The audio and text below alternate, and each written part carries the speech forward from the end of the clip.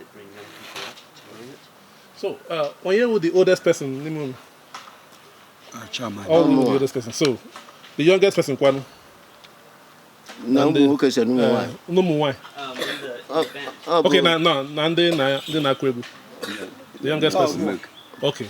So, how do you, about new people into your group? Etu an sha kpọta bụ ịma anyị doburu nnukwu ndị ọzọ amụchara. Okay. So ha amụchara anyị na-achọta ndị ọzọ. Ndị ụmụ nwaanyị ahụ lụchara di. Ha lụchara di anyị kpotegide ndị ọhụụ. Okay. Anyị na ha na-ete.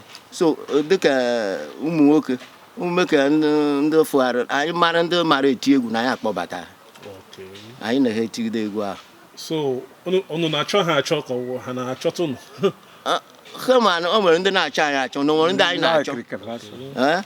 O nwere onye mara eme ihe anyị na-achọ achọ. Anyị na-achọ achọ maka ọ mara na-eme n'ọfụma.